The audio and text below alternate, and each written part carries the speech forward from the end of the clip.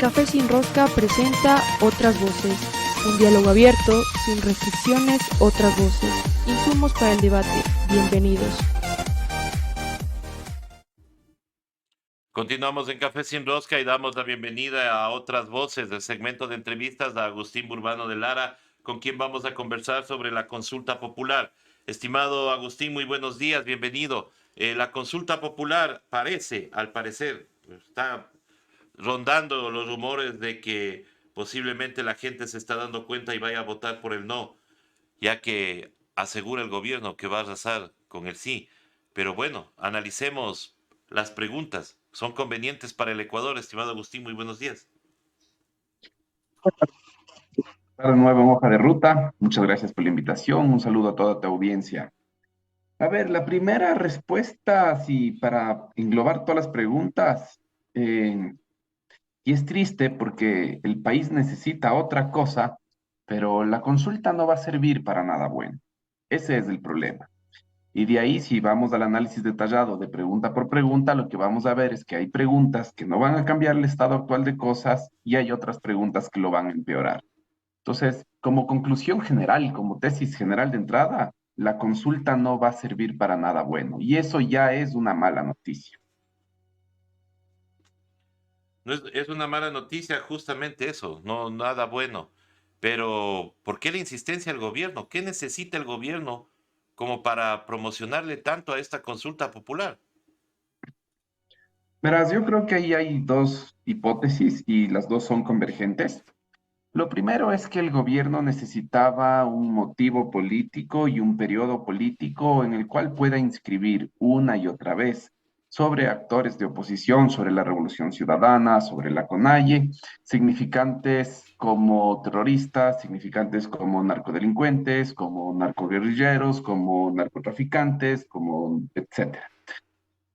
Es la lógica con la que el gobierno ha venido tratando a la oposición, no desde hace medio año, no desde hace 7 meses, casi desde que inició el gobierno, casi desde que inició el gobierno, yo diría que concluyó el plan de vacunación y empezó a llamar a los enemigos políticos, empezó a tratarles no de forma política, sino de forma delincuencial, de forma criminal. El gobierno no tiene política, tiene policía para resolver los problemas políticos. Entonces, te diría que lo primero es eso. Y fue una estrategia para poder inscribir esos significantes. Y hay un problema con eso, porque no son un significante que se puede hacer de un estigma a una bandera. Digo, en los 90, cuando eras parte de las diversidades sexuales o de la comunidad trans o de la comunidad gay o lesbiana y te decían marica, uno podía decir, sí, soy marica y qué.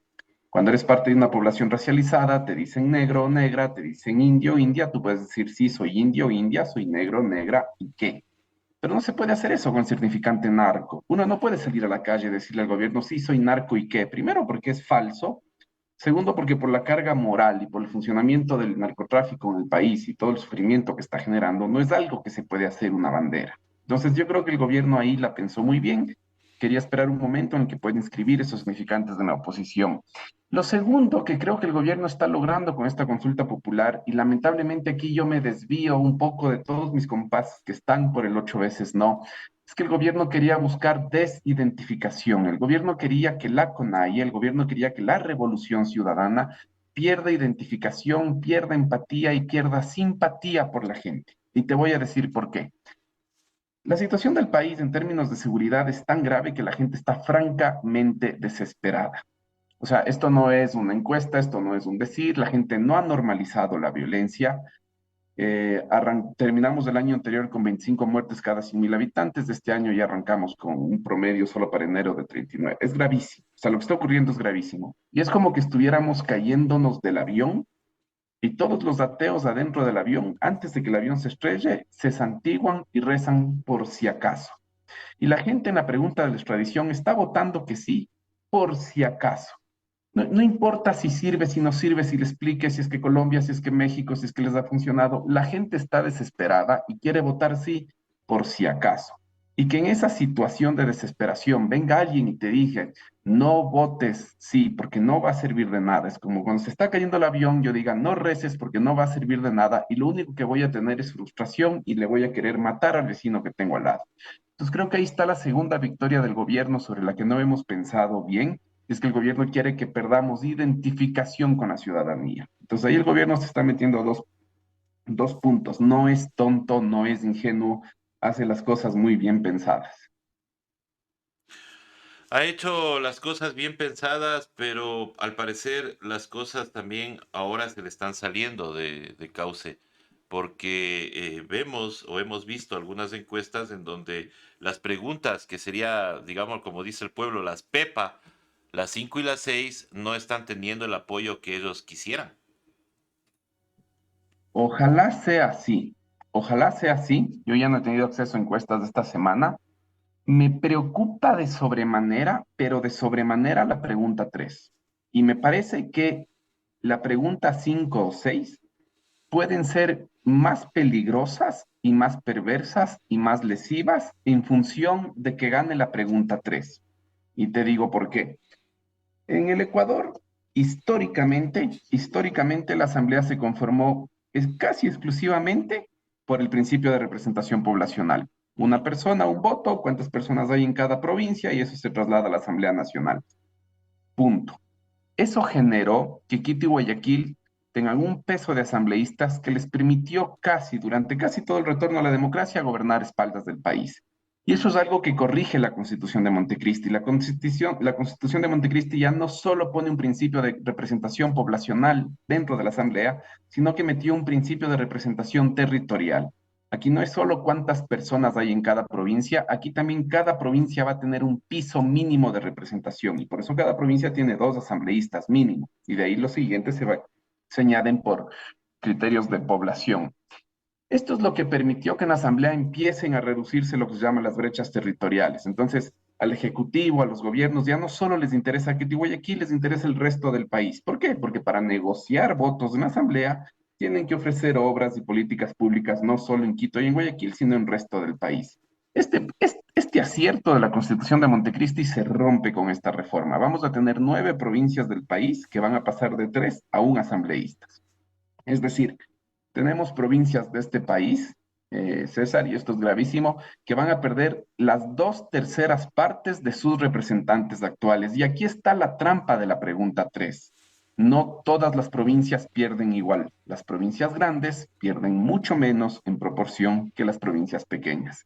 El peso en la asamblea de una provincia como Guayas, de hecho, va a crecer. Y el peso en la asamblea de distritos como Quito y Guayaquil va a crecer porque la trampa está en que como son los distritos más grandes, van a haber más quiteños, van a haber más guayaquileños elegidos en Quito y en Guayaquil dentro de los asambleístas nacionales. Esta reforma es profundamente centralista y al ser profundamente centralista tiene un efecto pernicioso adicional y es el siguiente. Algo que no ha podido hacer la banca desde el 2007 hasta nuestros días es gobernar la Asamblea Nacional. Desde el surgimiento de Alianza País, el surgimiento de la Revolución Ciudadana, la banca no ha podido gobernar la Asamblea Nacional como gobernó durante todos los años 80 y todos los años 90. ¿Y qué ocurre con esta reforma? Se le facilitan nuevamente los mecanismos para gobernar la Asamblea Nacional. ¿Por qué? Porque al haber más asambleístas de Quito y Guayaquil, al ser dos de las ciudades más desarrolladas en términos empresariales y financieros, el repertorio para que la banca compre los votos, instrumentalice los votos de asambleístas de Quito y de Guayaquil de forma clandestina, sin que las autoridades, sin que la ciudadanía se dé cuenta, es mucho mayor. Y va a tener, entonces, y va a pasar otra cosa, las provincias donde hay altos grados de movilización, donde la gente sí se va a la casa del asambleísta a fiscalizarle, a cuestionarle cómo decide, que es como se vio en junio del año anterior, van a ser asambleístas mucho menos representados en la asamblea, y entonces esto es lo que a mí me preocupa, porque una cosa es la pregunta 5 y 6 si es que pierde la 3 y otra cosa es la 5 y la 6 si es que gana la 3. ¿Y no tendrá también algún tipo de connotación el hecho de la pregunta 4 en donde tú quitas justamente a los movimientos que podrían ser los movimientos más pequeños y los movimientos seccionales, en donde la representación es mucho más fácil de los ciudadanos comunes, porque no entran en esas grandes estructuras en donde es más difícil que él pueda ser representante de una provincia? Tiene una connotación, pero esta es una de esas preguntas que yo te digo que son inocuas. Y te digo inocuas, ¿sabes por qué? Porque esta pregunta pudo haber sido, ni siquiera pudo haber sido una reforma legal al Código de la Democracia. Y nos ahorrábamos plata, nos ahorrábamos tiempo, nos ahorrábamos mucho. Pero podía haber sido una resolución del CNE. O sea, Ujú. llevar a una consulta popular a nivel constitucional algo que puede ser una resolución del Pleno del CNE, lo que te está demostrando es que la consulta popular es un juego. Si hay un problema porque no existe buena calidad en los partidos políticos, hay un problema porque no existe una carrera política en el país. Eso no se va a solucionar con el requisito de firmas en el padrón electoral que están poniendo los movimientos locales. Entonces, sí, se le va a poner cortapisas a la participación política local, sí, se le va a poner cortapisas. Y esto va a ayudar a que en las provincias haya una necesidad de, de perder autonomía, porque lo que te da el partido local, bien o mal, es márgenes de autonomía frente a los poderes nacionales y frente a las organizaciones nacionales. Y eso se va a perder. Vamos a la pregunta de la fiscalía. Ayer tuvimos con mucha alegría la, des- la decisión del tribunal sobre la inocencia de Olavini. Esto se ha demorado 3 años, 9 meses. Esto mejorará con la pregunta 2 porque, a ver, lo que dicen es celeridad en los procesos porque ahora va a tener independencia la fiscalía. Pero nos damos cuenta que un caso que no tenía ni pies ni cabeza se demoró 3 años, 9 meses, en donde Olavini ha estado acusado de hacker, de terrorista, y ayer se definió en ¿qué? En 4 horas toda la situación. Esto dará celeridad a la fiscalía cuando vemos estos casos que pasan aquí en el país. Y esta es la segunda pregunta que más me preocupa. Y Ujú. me preocupa por tres factores. La primera, porque, bueno, yo no tengo una postura pública coincidente con el accionar de la fiscal Diana Salazar, pero si la misma fiscal, ni bien sale el proyecto de consulta popular, sale en rueda de prensa a decirle al gobierno que no ha sido consultada la fiscalía y que no está de acuerdo con la reforma, yo ya paro oído, porque algo está sucediendo. Entonces, eso ya levanta alertas. Lo segundo que te voy a decir es que es evidente que hay un problema en el Consejo de la Judicatura, es evidente por las amigas, los amigos abogados, vas a un juzgado, no hay ni siquiera papel higiénico en los baños, no hay toners, no hay papel para imprimir la sentencia, no hay nada, no, la administración del Consejo de la Judicatura ha sido una vergüenza.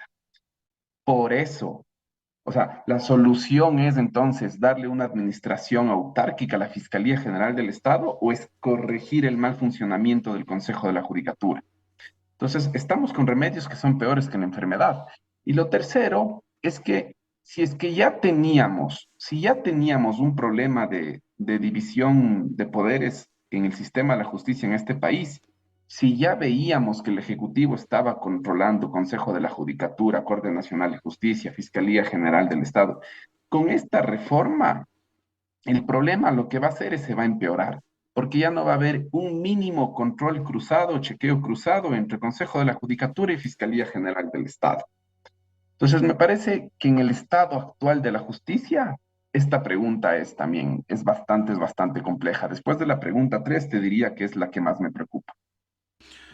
Sí, y preocupa también que, bueno, encadenando y regresando a la primera pregunta, hablamos de que la fiscalía no ha sido consultada, hay una reforma, no se hace nada con el Consejo de la Judicatura, pero ellos van a ser quienes decidan si se da paso o no a una extradición, porque claro, primero tiene que solicitar el país, un país donde sea el ciudadano supuestamente hizo alguna cosa indebida, cometió delitos, y entonces quienes deciden acá darle paso a esa extradición, justamente es ese Consejo de la Judicatura, son esos jueces, son esos fiscales. ¿Qué confianza nos puede dar justamente eso? Sí, y además, porque la pregunta de la extradición, claro, no tiene esta trampa. La desesperación es tal, o sea, con lo que se vivió el fin de semana pasado en Guayaquil, uno puede entender, la desesperación es terrible y la gente va a querer cualquier cosa que le digan que va a funcionar, sirva o no sirva. Ahora, ¿cuándo es, ¿cuándo es que un país como Estados Unidos va a querer ejercer la extradición? cuando llevar un narcotraficante o un delincuente de delincuencia internacional organizada de Ecuador le va a permitir acceder a un acuerdo de cooperación eficaz y vía ese acuerdo le va a permitir saber cuáles son las estructuras estatales estadounidenses corrompidas que están permitiendo o la trata de blancas o el narcotráfico o lo que sea, ¿ya? Entonces, no es que Estados Unidos va a querer esperar que estén ahí todos los narcoterroristas ecuatorianos, todos los narcoguerrilleros, todos los narcodelincuentes ecuatorianos, no. Va a querer llevar a aquellos con los cuales va a poder llegar a cooperación eficaz y le van a poder indicar cuáles son las estructuras corrompidas que están coludidas con el crimen organizado en Estados Unidos. Es una herramienta simplemente para eso. Entonces, pensar, y aquí está este juego perverso de palabras de Karen Sichel. Usa la palabra extraditar, usa la palabra expulsar. ¿Para qué? Para que la gente piense que con la extradición uno puede expulsar a la delincuencia, ¿ya? Pero es de esto que te digo, es de esas preguntas que uno sabe que no van a servir para nada, pero que si le restregamos a la gente en la cara, que si es que vota así es tonta, lo que nos produce es desidentificación. Y la victoria del gobierno ahí está en esto, en que la persona nos va a sentir que no sentimos sus mismos dolores, sus mismos malestares y nos va a dejar de escuchar. Y esa es la única razón por la que el gobierno, además de la inscripción de estos significantes negativos en la CONAIE y en RC, puso esa pregunta. Entonces, por más que sepamos que no va a servir, yo no creo que es la pregunta más inteligente para dar la batalla. Hay que dar la batalla muy dura en otras preguntas, pero en esa hay que hacerle sentir a la gente que lo que decida es respetable, porque si no el efecto es contraproducente. Claro, es un buen análisis, ¿no? No lo habíamos visto desde ese lado. Ayer nosotros tuvimos la entrevista a una chica, a una subsecretaria o secretaria de jurídica del Ministerio de Defensa. Ella nos hablaba de que toda la consulta, especialmente el tema de la extradición, nació desde la Embajada Americana. Eh, Puede ser, no puede ser, esa es la duda que nos ha quedado. Pero lo que sí nos queda dudas es que si lo solicitaron porque habían marinos que estaban involucrados en temas de narcotráfico. Nadie se ha pronunciado por ese tema, ni el gobierno, pero sí se habló de narcogenerales y también ha quedado en el misterio. Esto, ¿qué mensaje nos puede dejar a los ecuatorianos? O sea, si las instituciones que están llamadas a darnos el orden están involucradas justamente en lo que nos está afectando ahora a la seguridad de los ecuatorianos. Mira, em, yo te voy a decir un poco más porque creo que hay indicios para especular un poco más allá. Yo te diría que, ya que mencionas de los Estados Unidos, yo te diría que hay mensajes claros para quien tiene una mirada atenta en manejo de relaciones internacionales y de políticas de seguridad. Hay mensajes claros que dan cuenta que los Estados Unidos no están contentos con el manejo de seguridad del gobierno ecuatoriano. Y los mensajes son los siguientes. Primero, la guinda del pastel, la postura de Diana Salazar frente al caso El Gran Padrino. ¿Cómo le llamó la fiscalía al caso? El caso Encuentro, obligando al gobierno a tener que cambiar el eslogan con el que ha venido identificándose desde las elecciones hasta nuestros días, el gobierno del encuentro. Que la fiscalía haga eso no es casual. Recordemos que Diana Salazar fue, en primer lugar, la fiscal elegida por Estados Unidos para realizar las tareas de cooperación eficaz en el juicio de Galo Chiriboga, en el juicio de la Federación Ecuatoriana de Fútbol por los contratos de televisión. Recordemos que ese juicio nace cuando los dirigentes de la CONMEBOL le dicen a la Comisión Diplomática de Estados Unidos que quería la sede del Mundial Qatar, del Mundial 2022, Estados Unidos quería esa sede. La Conmebol le dijo a Estados Unidos, no vamos a votar por ustedes, si quieren les damos la Copa América Centenario. En esa comisión estaba nada más y nada menos que Bill Clinton. Bill Clinton les dijo, no van a votar por Estados Unidos para esa sede, ahora van a ver cómo les llega el FBI. Les cayó el FBI a los presidentes de las federaciones de la Conmebol y la fiscal elegida en Ecuador para esa cooperación eficaz, que metió presa a Galo, al expresidente Luis Chiriboga, fue Diana Salazar. Segundo momento de que demuestra la cercanía de Diana Salazar con Estados Unidos, los juicios de Obredech. Diana Salazar no era la persona que tenía que estar en los juicios a Jorge Glass y a toda la plana del Ejecutivo por Obredech, pero estuvo presente. Estuvo presente porque Estados Unidos le eligió, el FBI le eligió nuevamente para la cooperación eficaz. Los vínculos entre Diana Salazar y la embajada están demostrados.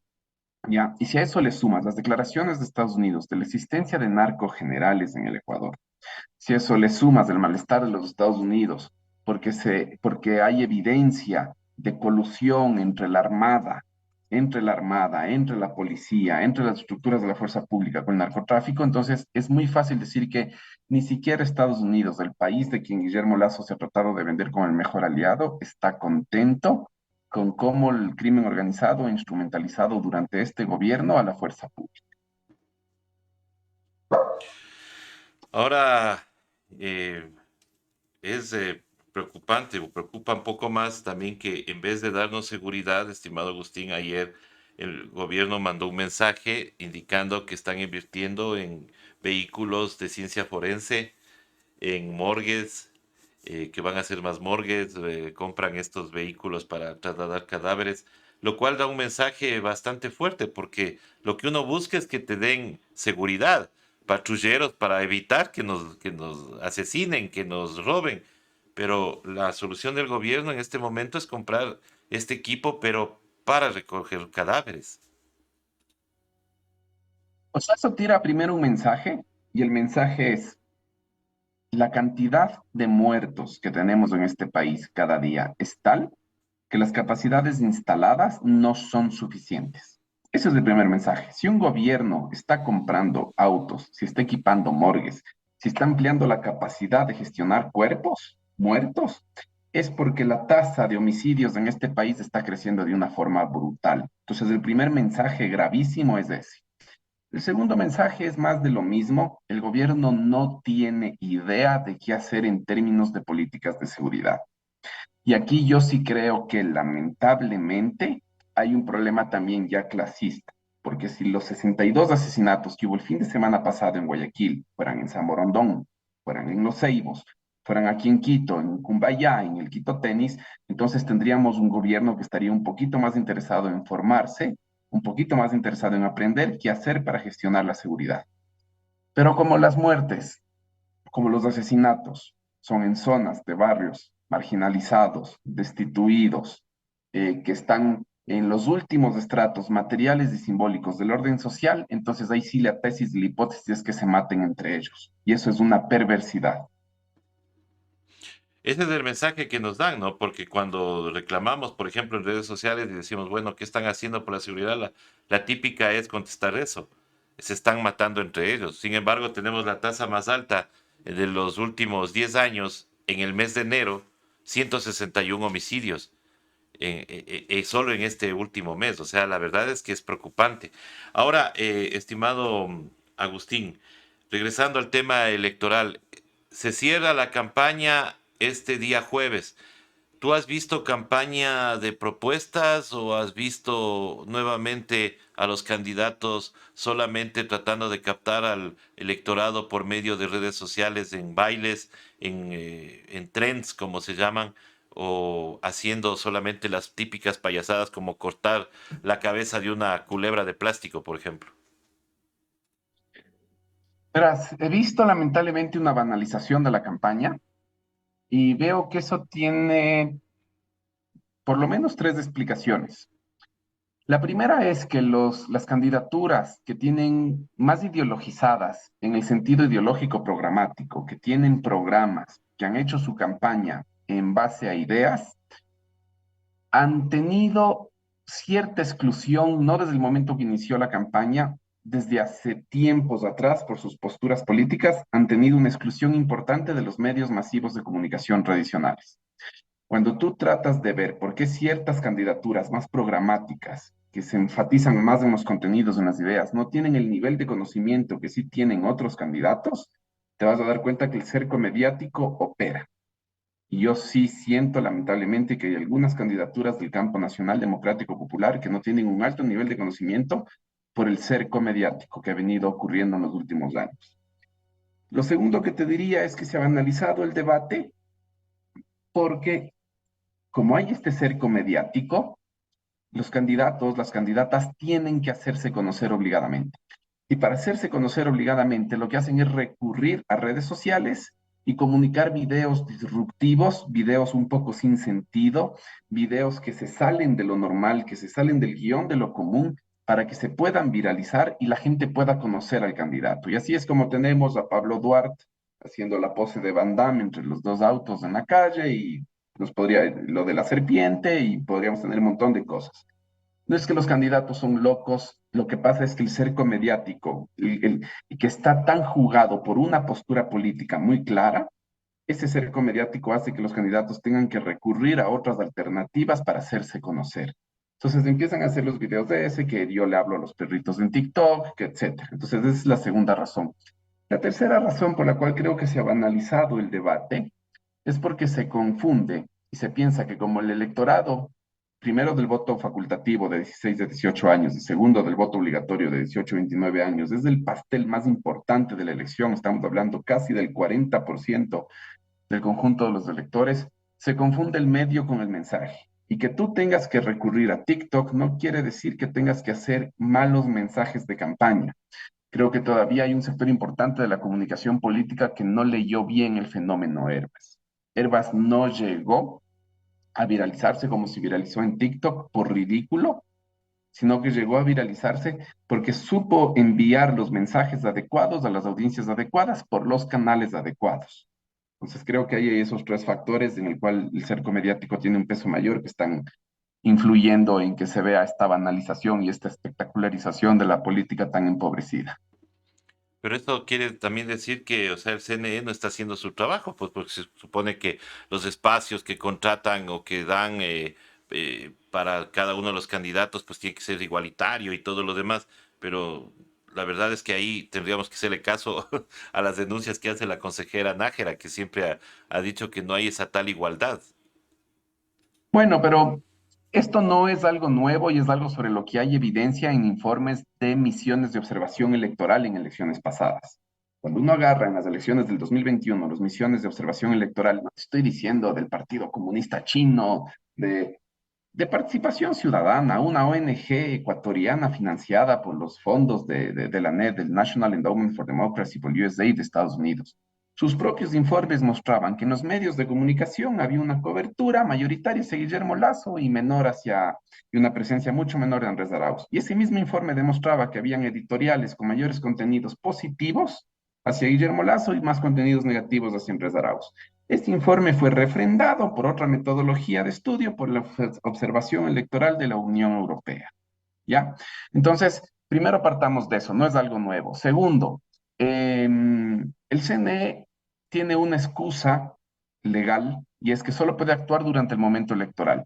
Pero estas desventajas se construyen en el momento preelectoral, se construyen en el momento en el que los medios de comunicación, antes de que arranque una campaña electoral, lo empiezan a posicionar a Freile, Freile, Freile, Luz Helena, Luz Helena, Luz Helena, Cintia, Cintia, Cintia, ¿ya? Y no están posicionando a los candidatos como Pavel, a los candidatos que están generando una alternativa, que son una propuesta alternativa, ¿ya? Entonces ahí hay una segunda desigualdad. Y lo tercero que yo te diría que demuestra, desnuda la desidia del CNE.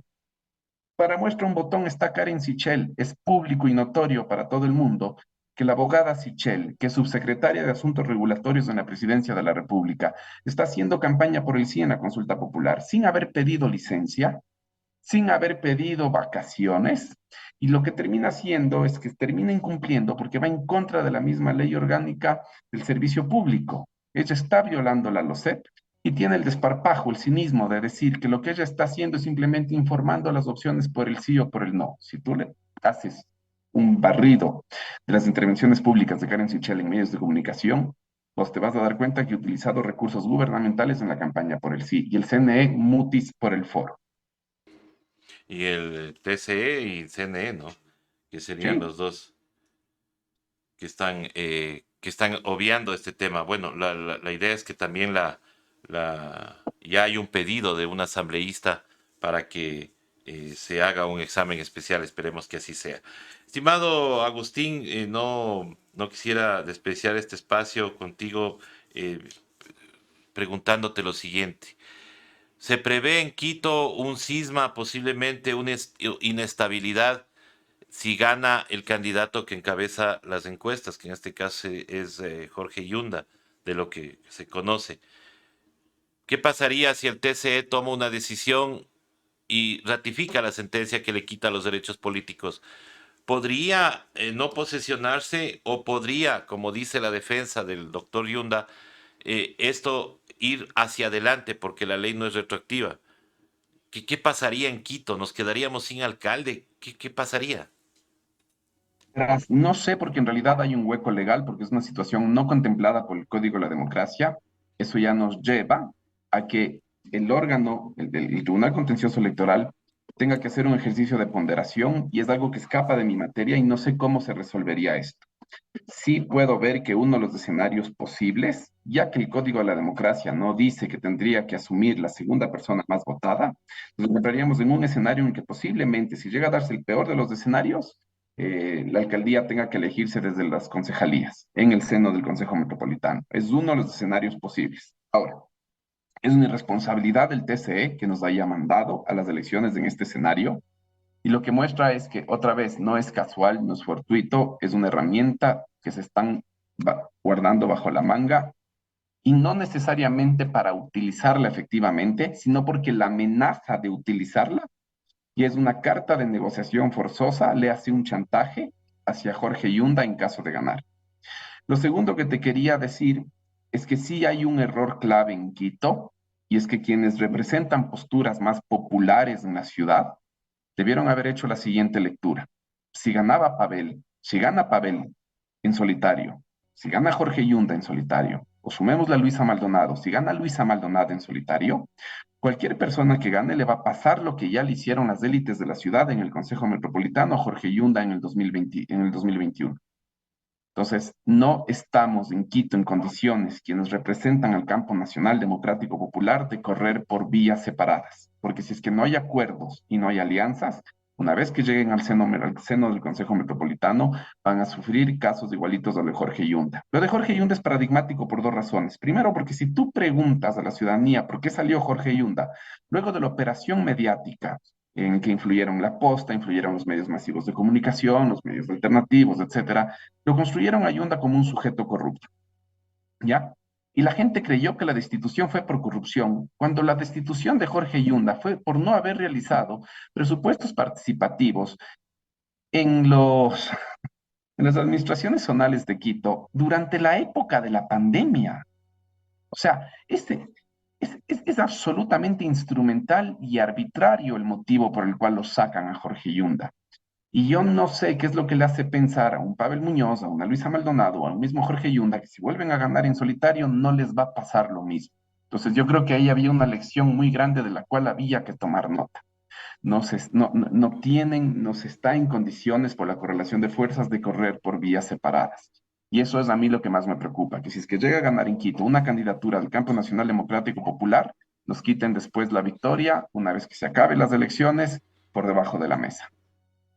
Que es el peligro al que nos estamos, a lo que estamos enfrentándonos. Estimado Agustín, yo quiero agradecerte por haber estado con nosotros. Esperamos que este jueves que se cierra ya la campaña, tomemos pues la mejor decisión en los días de silencio electoral y el domingo vamos con esperanza a tomar las mejores decisiones. Estimado Agustín, tu mensaje final a la ciudadanía que nos escucha. Que por favor voten no en la pregunta 3 de la Asamblea. Es súper peligroso los efectos que esa pregunta en particular va a tener en el futuro de la democracia de este país, en la representatividad de este país y en la conflictividad social de este país. Si hay una pregunta a la que hay que decirle sin cortapisas un no rotundo porque va a ser peor que la enfermedad, es la pregunta 3. Reducir el número de asambleístas es una mentira. Lo que está ocurriendo es que hay provincias que están perdiendo más, hay provincias que están perdiendo mucho menos, se va a fortalecer el centralismo de este país y lo que se está haciendo es regalarle a la banca el gobierno de la Asamblea Nacional, algo que desde el 2007 no lo han vuelto a tener. Muchísimas gracias. Ha estado con nosotros Agustín Burbano de Lara, con quien hemos analizado estos temas aquí en Café Sin Rosca. Gracias, Agustín, nuevamente, y nosotros regresamos luego de este corte con más aquí en Café Sin Rosca.